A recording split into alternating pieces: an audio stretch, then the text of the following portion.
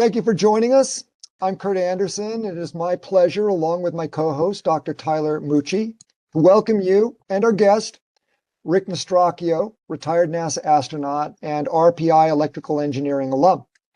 Rick has had an impressive, multifaceted, space-focused career spanning almost 4 decades. Rick began his association with crewed spaceflight in 1987 when he worked for Rockwell Shuttle Operations at Johnson Space Center, later served NASA as an engineer for the Flight Crew Operations Directorate, and subsequently as the Guidance and Procedures Officer in Mission Control. In 1996, Rick entered the NASA astronaut program and finished his training as a mission specialist approximately 2 years later. Rick is a veteran of 4 crewed space missions, including flights STS-106, STS-118, STS-131, and the Soyuz TMA-11M mission. By the time he retired from NASA in June 2017, Rick had logged over 5,461 hours in space, including 9 extravehicular activities. Rick now serves as the Director of Business Development at Northrop Grumman Space Systems, and he has additionally found time to benefit his alma mater as a co-instructor for RPI's senior level space vehicle design course. Rick is generously with us today, providing his considerable experience, perspective, and thoughts on the upcoming Artemis II launch and mission. He will also answer a number of questions which will be asked by several of our senior aerospace students. Thank you, Rick, for being with us today. Well, thank you for inviting me, Kurt. Thank you, Kurt and Tyler and everyone else for being here, and thank you for the introduction. You know, one of the things that Kurt, you listed a lot of things about me, but one of the things that's not really well understood is when astronauts are not training for missions, they are given technical assignments. And for many years, I worked on the Orion program and its kind of its precursor, which was Constellation program, helping to develop the requirements for the Orion space capsule that is the crew will ride to the moon here in the next few weeks. And I helped develop some of the cockpit and the displays and things like that. So I know the Orion vehicle fairly well. I haven't been doing much with it for the past almost 10 years now. And of course, I know the crew very well. Reed Wiseman, also an RPI alumnus.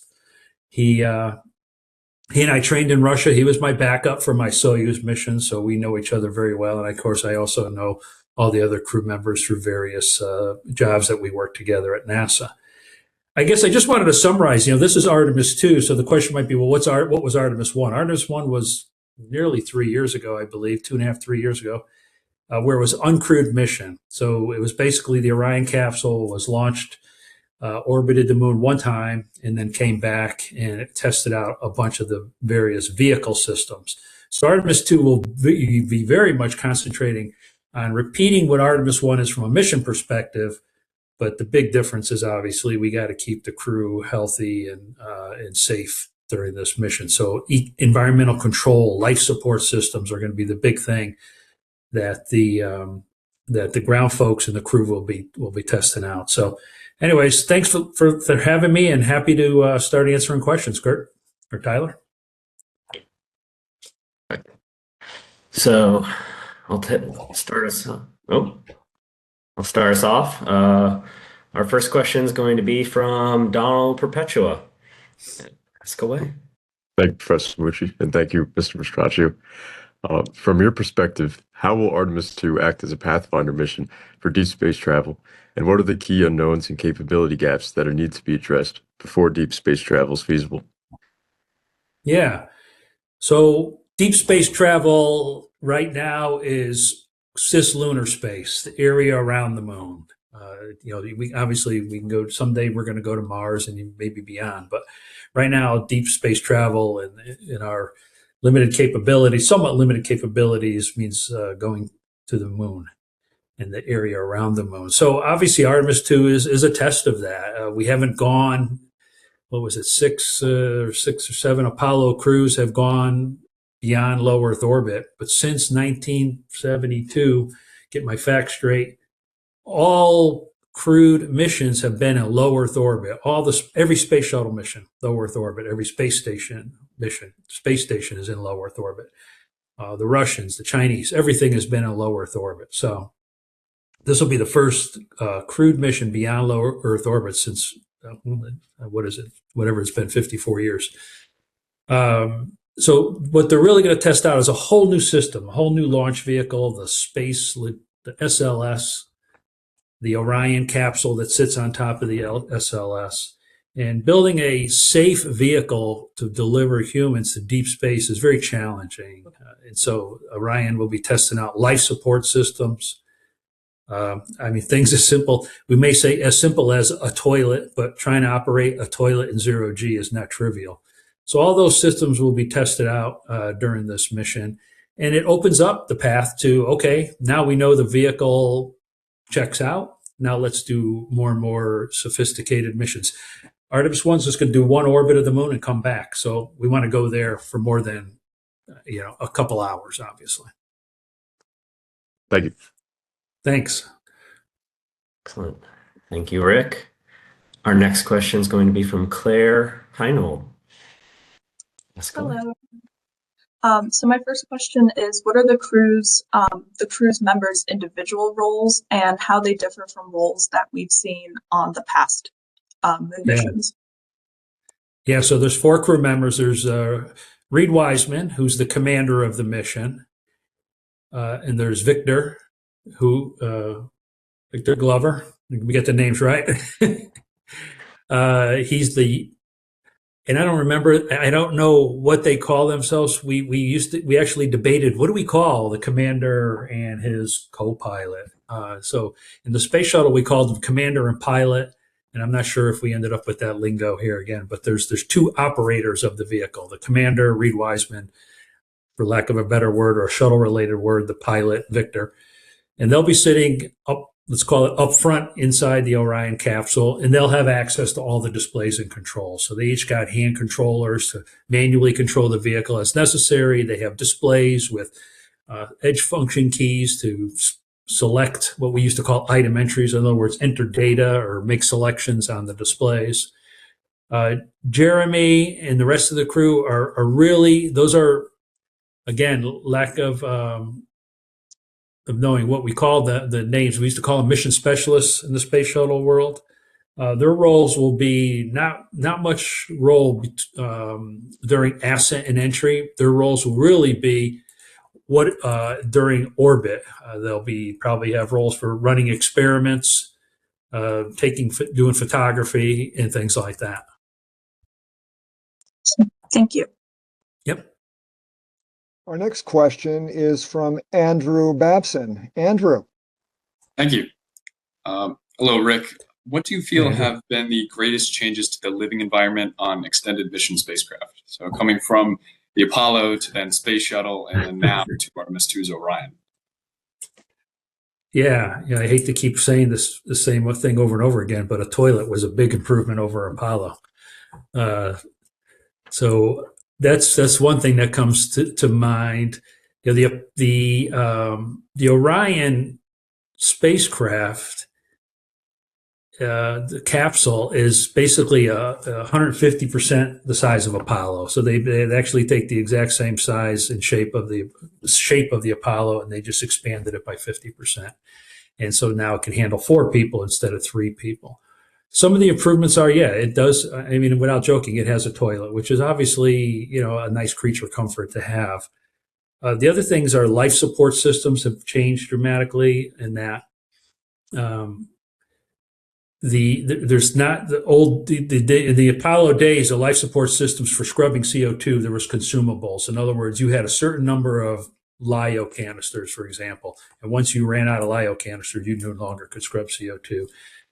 So some of the CO2 scrubbing systems don't take consumables. They basically operate without the LiO canisters. They regenerate themselves, so to speak, using the vacuum of space.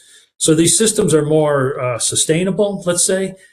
And then if you look at the International Space Station, which has made a lot of progress over the years as well, and some of these technologies are not incorporated into Orion, but could be in future vehicles, is like water recycling.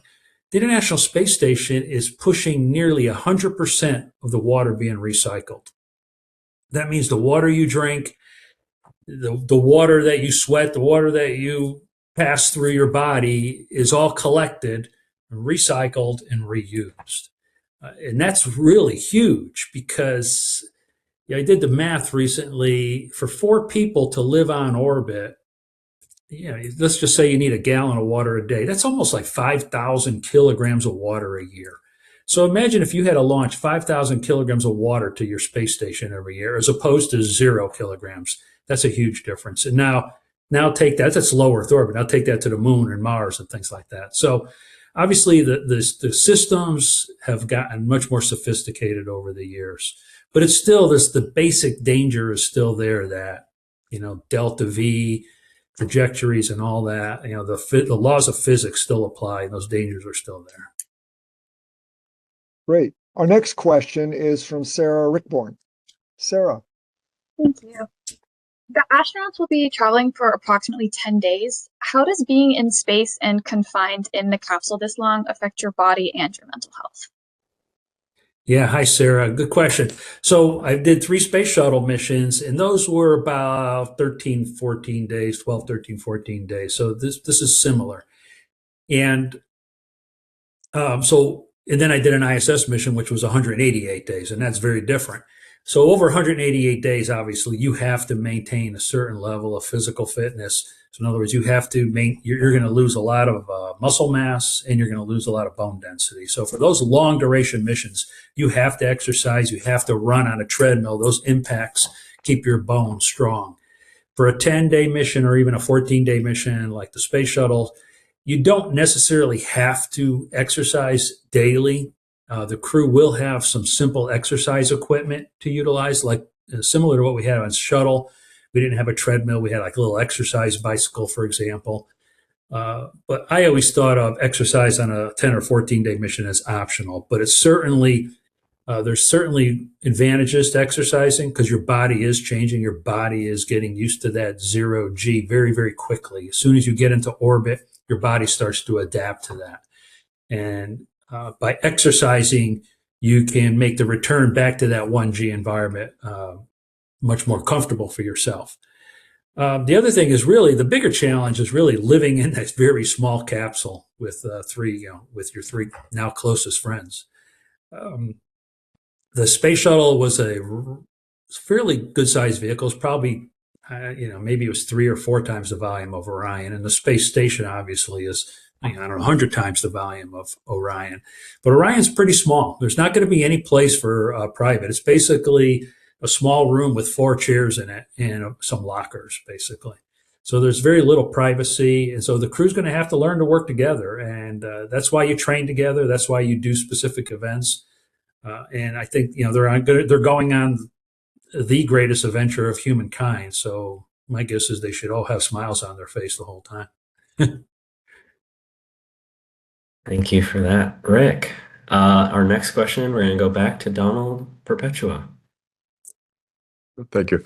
I was following up on that question to maintain that morale. What are some activities that astronauts do? Are there things like listening to music or other personal routines that are formally encouraged? Oh, yeah. Yeah. So what astronauts do, inside the Orion, on board the space station, they had a lot more volume. So we used to have a lot of fun with that, with just doing things you cannot do. I remember my first space shuttle mission, I used to hang from the ceiling and eat my lunch only because I could. There was no good reason for doing it. So I imagine, on this mission, all of the astronauts have flown to the International Space Station except for Jeremy. And so 3, Jeremy, Christina, and Reed have all done long duration missions. So they know what it's like to live and work in 0G. This will be Jeremy, the Canadian, his first mission. So, I think just one of the biggest things you do is you enjoy 0G, number 1. Number 2 is you enjoy looking out the window. They're going to get a view that nobody has seen in more than 50 years as they move away from the Earth. I get asked often, did you read books and watch movies on the space station? I really didn't do that very often because if I'm reading a book or watching a movie, I really should just be looking out the window. And that's what I did. I would just go look out the window at the Earth going by below. And that's one of the things. They're going to get to see the Earth from all different vantage points. And then they're going to get to see the moon. So that's what they will be doing for fun. Probably calling home once in a while, too, to just tell their family how much fun they're having. But how hard they're working, too. Oh, one quick follow-up question. Yeah. In your opinion, who has the best music taste? Who has the best what? Music taste? Will anyone be music, yeah. playing music? So yeah, they do listen to music. Yeah, they I don't know what we're bringing up now, but probably bringing up iPhone type devices for listening to their music. So you get to load up any songs you want. I know what Reed's tastes are in music, and those are pretty good. The others I can't really speak to.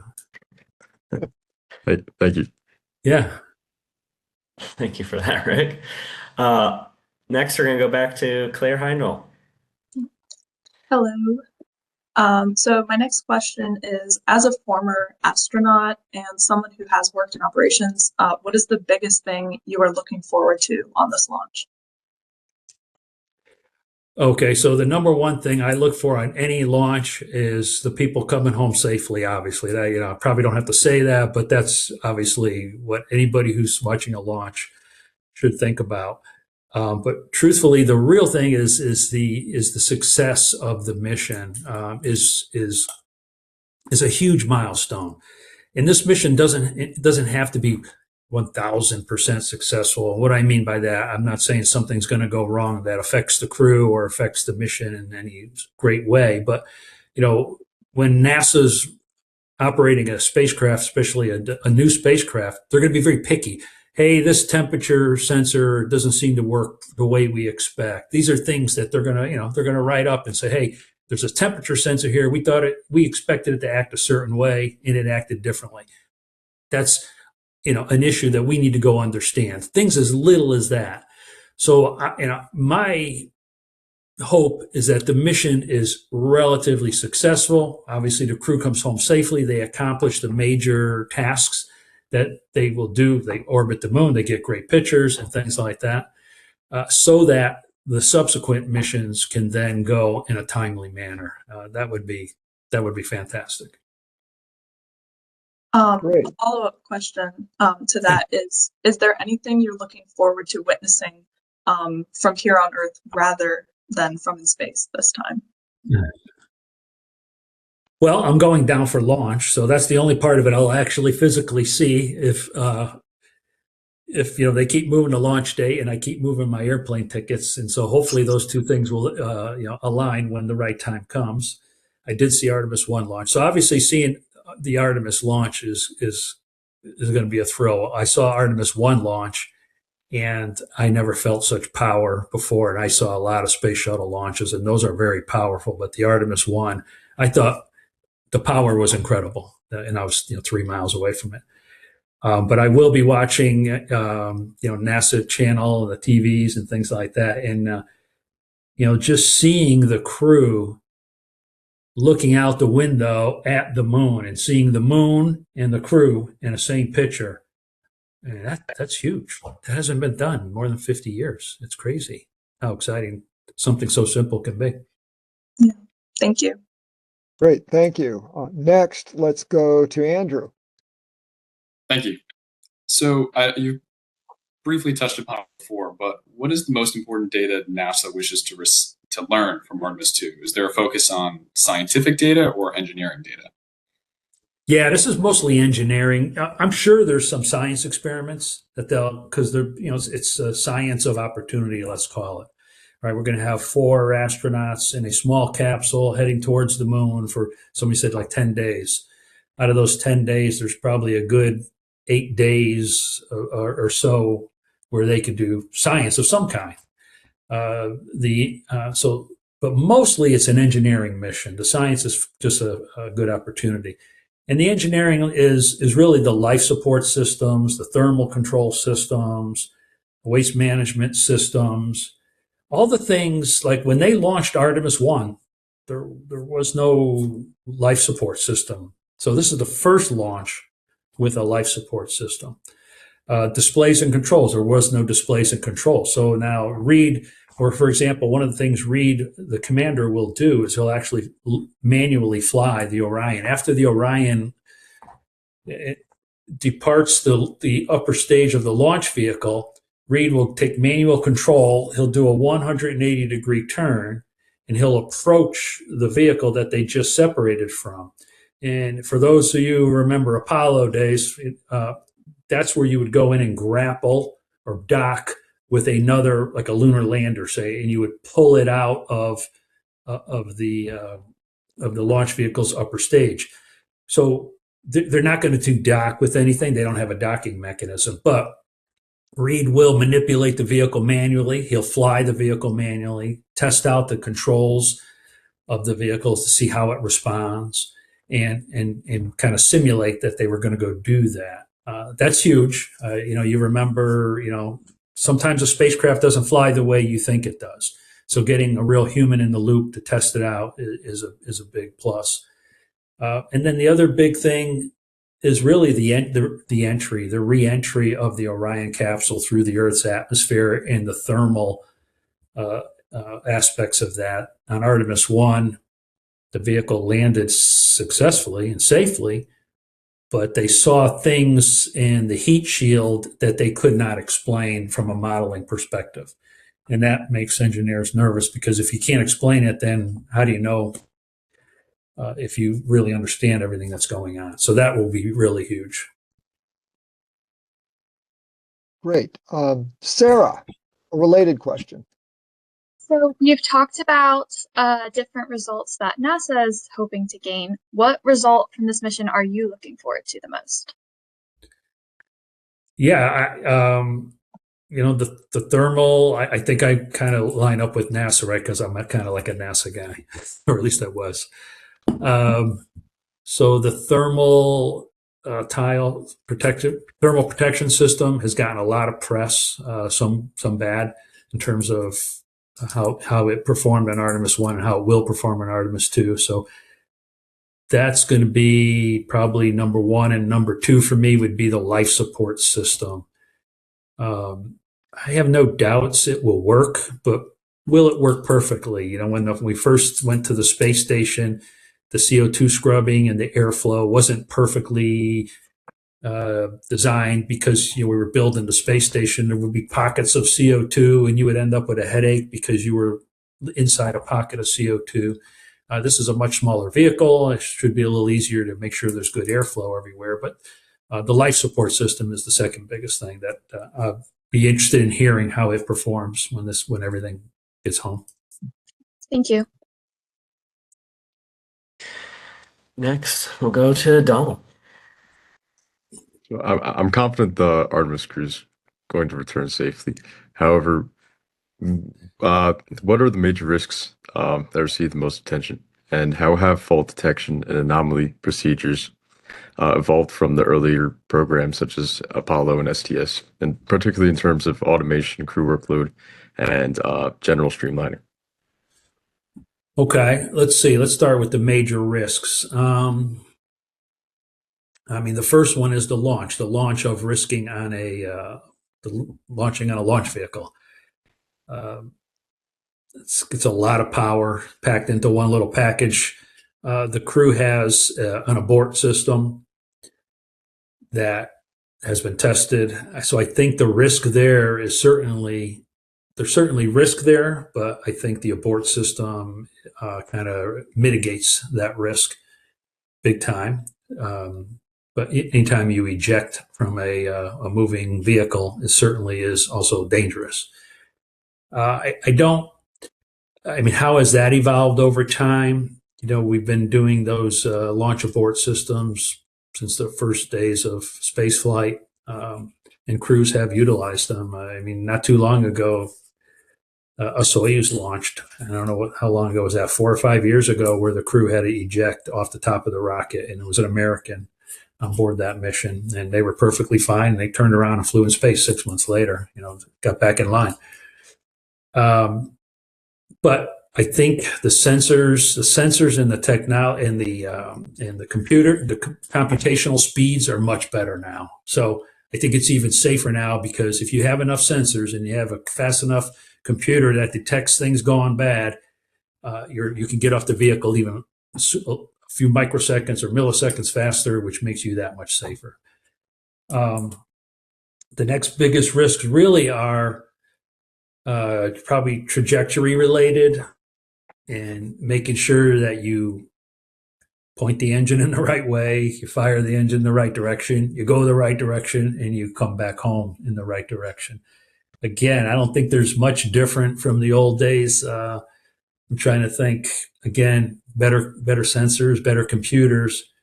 From a redundancy perspective, I don't remember all the redundancy. I mean, Orion has multiple flight computers, for example, and I forget the number, if it's 3 or 4 or 5, I forget the number. I want to say it's 3.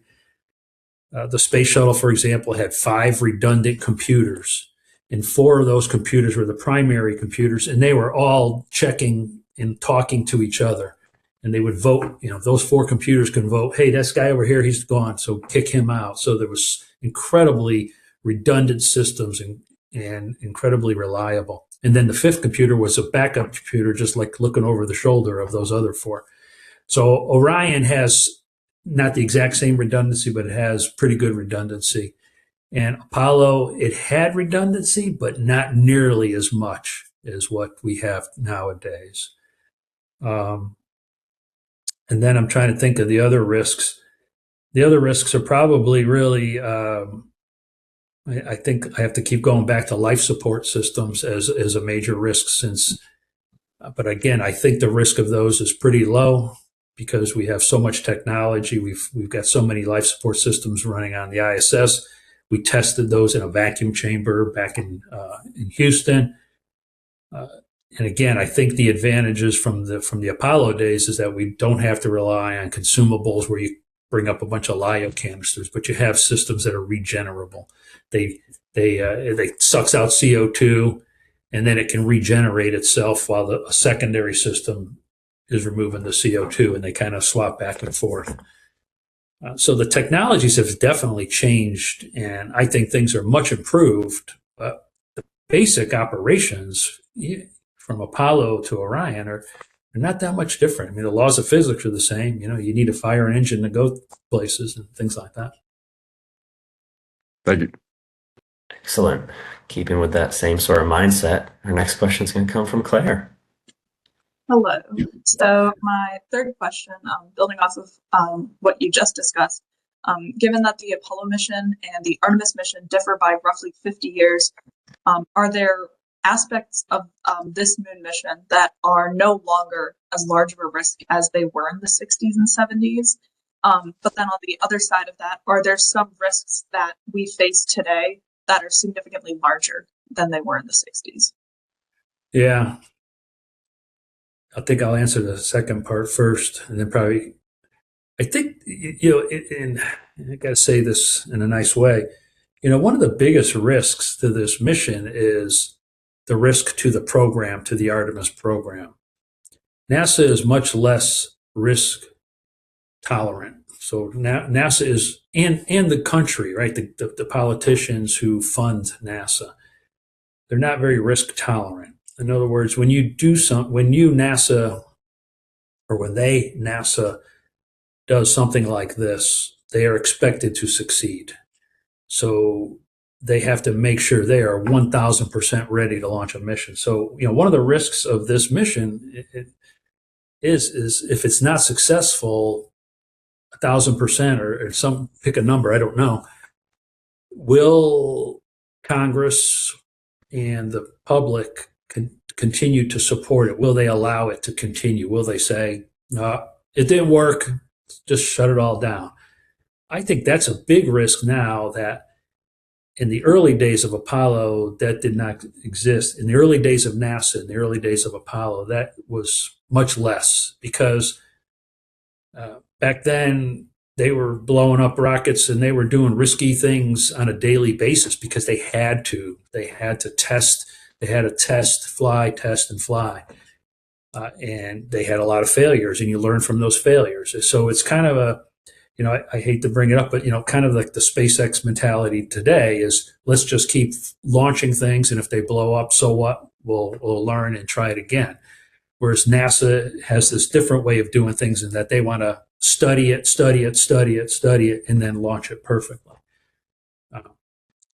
So it's very different. So that's one of the big risks that exists today that maybe didn't exist way back when. And you're saying what are some of the risks that have gone away? Again, I think I talked about them a little bit.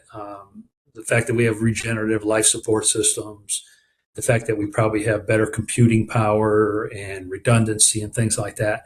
We haven't taken away risks. What we have done is reduce the risk and increase the probability of success, reduce the probability of mission failure, things like that.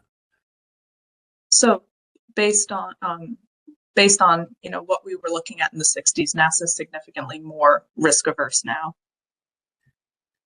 Yes, by now you could probably write a few PhD thesis papers on why that has happened. Is it because NASA internally, or is it the external forces of the politics and the funding that say, hey, if you fail, I'm shutting off your funding. And of course, that makes you risk averse because you don't want to fail and lose your funding. That actually would be a really good thing to go study. Thank you. Yeah, thanks.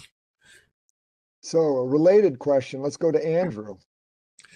In the event the launch abort system is activated during the Artemis 2 launch, what do you think the future of the Artemis program looks like? Yeah.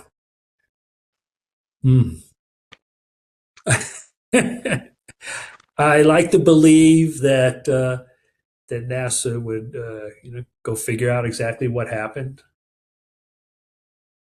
and then try again within whatever the next core stage could be ready. It's probably close to a year away. I think they're trying to launch on 1 year centers when they get the full production up and running. But I think it's going to be really up to like what I said before is if Congress supports NASA solving the problem and trying again, if Congress supports it, NASA will go do it. But if Congress loses all their faith in NASA at that point, that will really be the key, is can you convince Congress that you could do better the next time? Thank you. Sarah. As technology has advanced throughout the last few years, and especially as you've been an astronaut, how have you seen the training for astronauts change? Are they required to have more technical knowledge or training? Yeah. Well, we used to have to learn how to speak Russian, but I guess, and some of them still do, I guess. Yeah, training changes over the years. So the way a space shuttle mission, when you train for it, you trained a very specific flight plan. You trained as if you were, I call it choreographed. The mission is choreographed. It's the flight plan says, hey, at 5 o'clock, you go do this. At 5:15, you go do that. At 5:40, you go do this. And it was like for all 5, 6, 7 crew members, it had this flight plan listed everything you do every minute of every day. At 8 p.m., you go to sleep. At 6 a.m., you wake up. 6:30, you eat breakfast. I mean, it was very, very detailed, and it was very, very choreographed on a space shuttle mission because it almost had to be, because you were going up there. My missions, we were going up there for construction missions. We were going to be docked to the International Space Station for 8 days, something like that. And you had 12 days worth of work to do. There was no time for free time. There was nothing. You was like work. It was a sprint. You're running from event to event, and you worked very, really hard because you had to. And so you trained for those events. You trained exactly for this event. Your spacewalks were very choreographed. You went out on a spacewalks and you knew exactly do this. And you studied it and you practiced exactly what you were going to do in this underwater. Whereas, but after the space shuttle missions, when people were living on the space station for 6 months, the phrase you used to hear is not a sprint, it's a marathon. Space shuttle missions were like a sprint. But living on space station for 6 months, you can't live like that for 6 months. You could do that for 2 weeks, but not 6 months. So it was more of a marathon. And then also, you didn't really know everything you were going to do every day. So they would train skills. So on the space shuttle, they would train exact events. You're going to repair this device, and here you're going to practice it 6 times before you go do it for real. On space station, they would teach you how to. I mean, it got down to this. This is a screwdriver and this is a wrench, and obviously I already knew what a screwdriver and a wrench were, but maybe some people didn't. But they practiced skills. They taught you skills. We're going to just work on this generic electronics box, and you're going to, put a grounding strap on, and you're going to open the box, and you're going to do these things.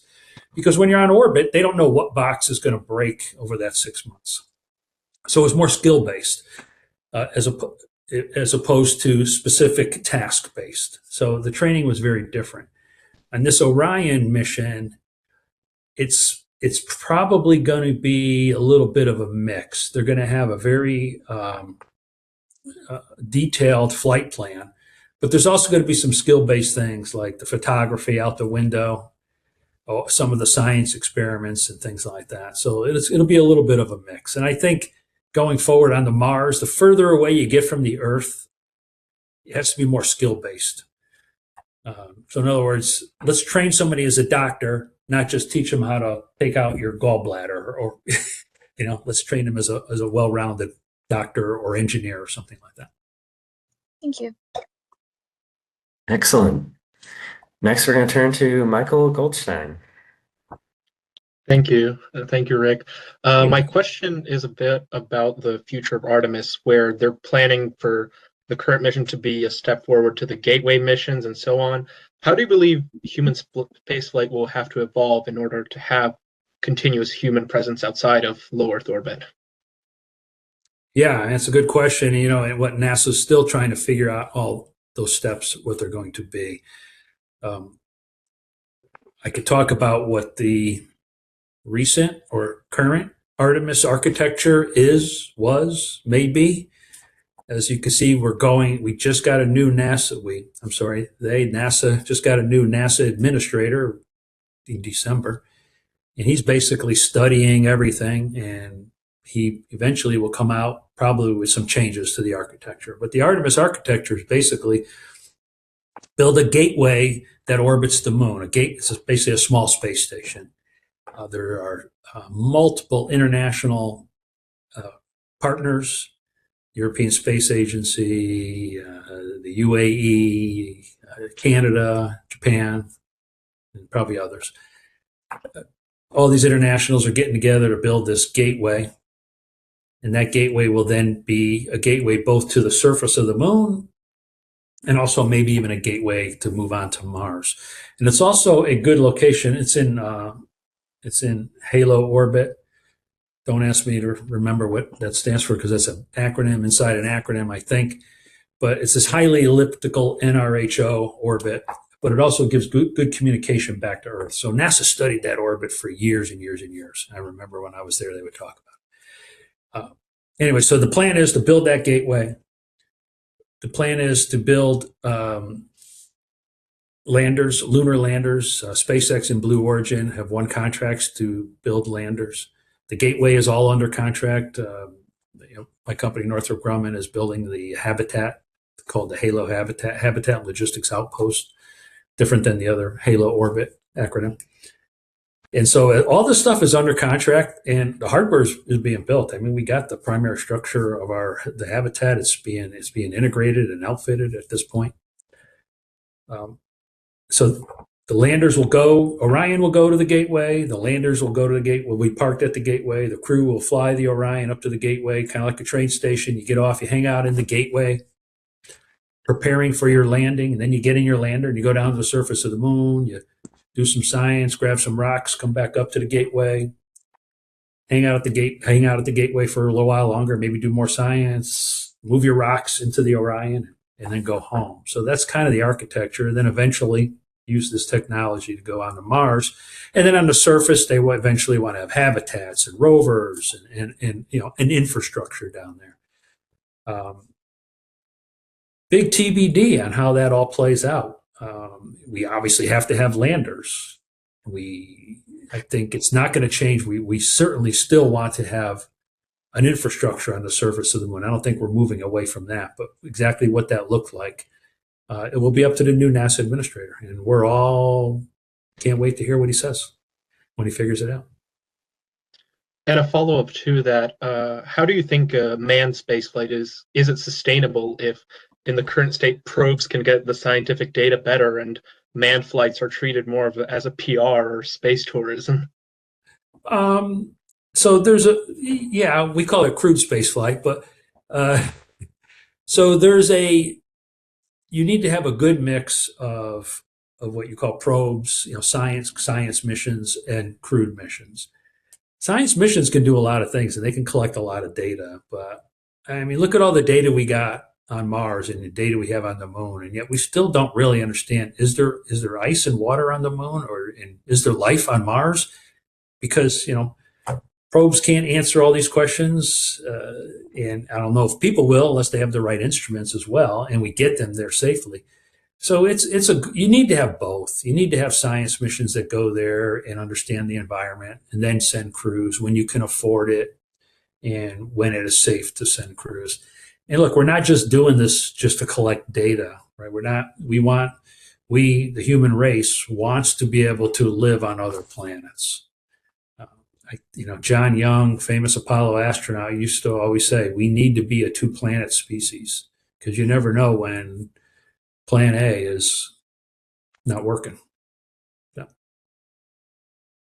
Thank you. So for our next question, we go back to Claire. So my next question is what is the daily schedule of the astronauts as they are waiting for the scheduled launch date?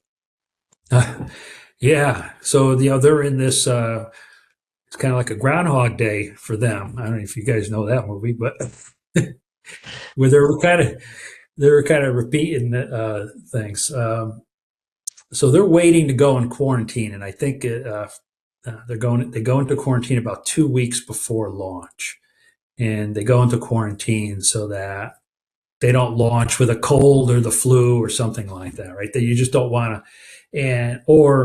it used to be for space shuttle, it was really only about a week or 8 days, and I'm guessing that they extended that to 2 weeks because the space shuttle probably had a lot more flexibility on launch dates, and they really want to make sure the crew's not sick when the primary launch day for Artemis comes up. They want to make sure the crew is 100%. So anyways, so the crew is basically doing proficiency training. The crew is, they're probably doing a sim with the mission control team. You do what we call integrated sims. The crew sits in the spacecraft simulator. The mission control folks sit in the actual mission control.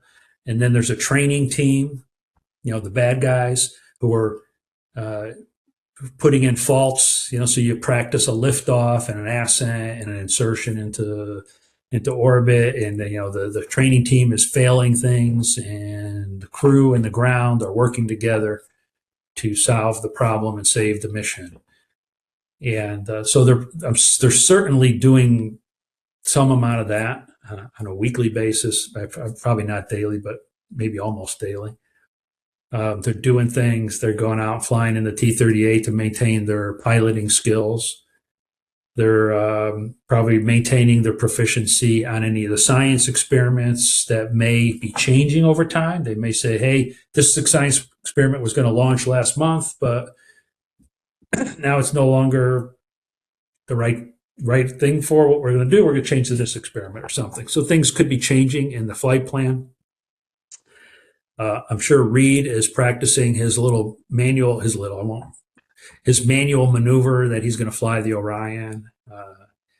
And so they're just maintaining proficiencies. It's like if you study for an exam, right? You study for your exam, and the next day you got your exam. Oh, I can't wait to get this exam over with. And you wake up the next morning and say, hey, exam's been postponed 2 weeks. I bet you your professors do that all the time, right? And you're going to be like, oh, what do I do for 2 weeks? Or they might say, hey, your exam's been postponed, but we won't tell you when.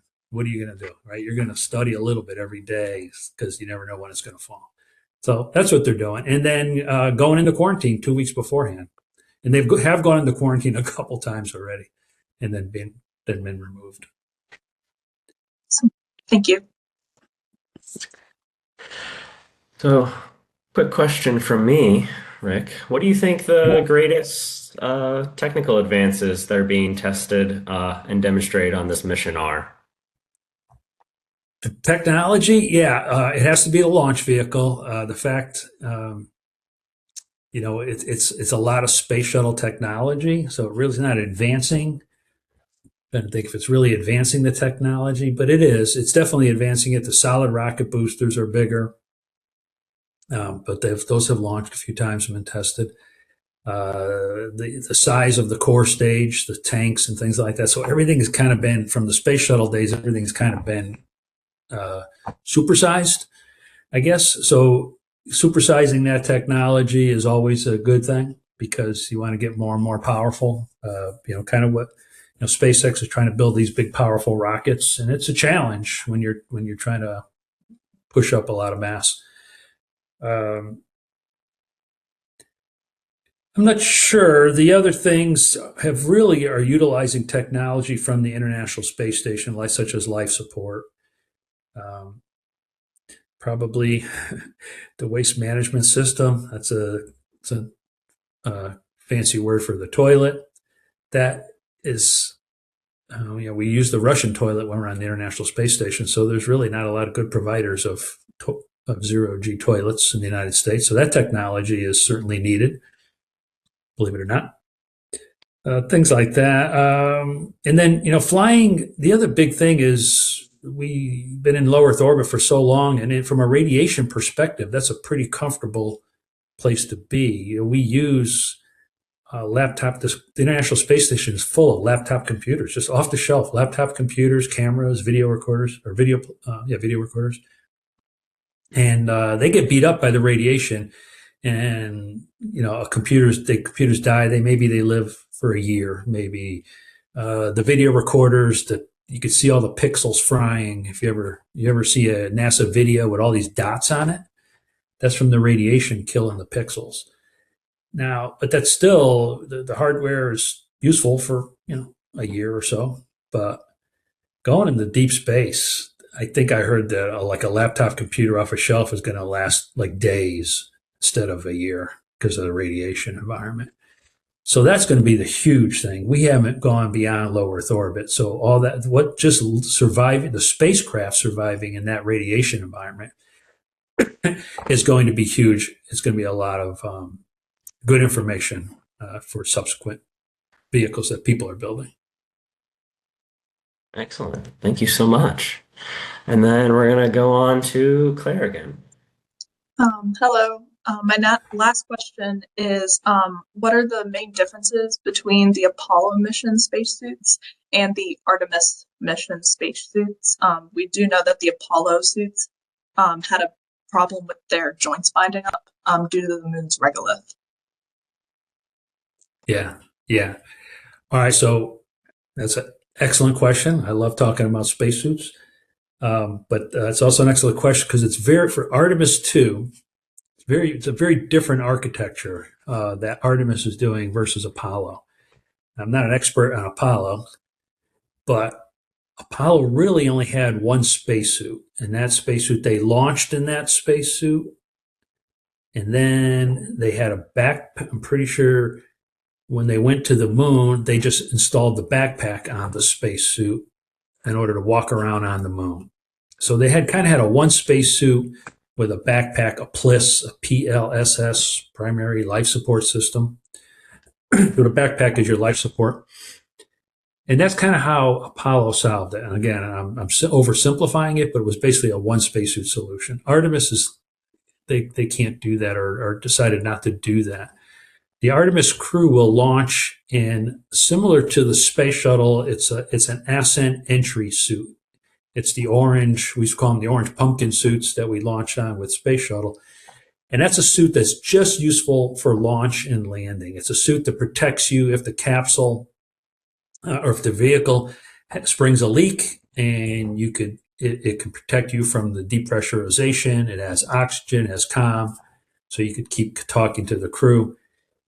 It's very flexible, but it can't be used for an EVA. If it goes to vacuum, you're basically like the Michelin Man. You're kind of, the suit is all inflated. You're inside a balloon, and you can barely move.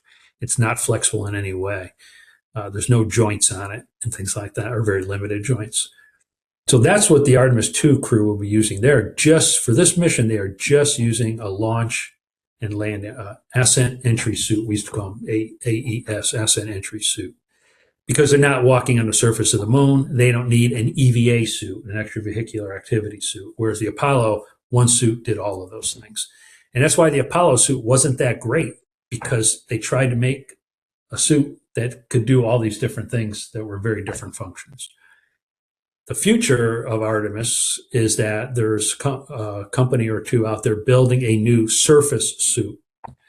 And that surface suit will be much more flexible. You see videos of the Apollo guys, barely able to, they're kind of just hopping around like little bunny rabbits, and they've fallen down and it's hard for them to get up.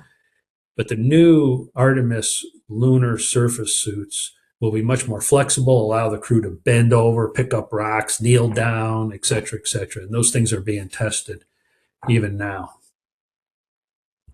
It's very interesting. So suits are very different. Can I take a time out? I got to just check my power cable. Stand by.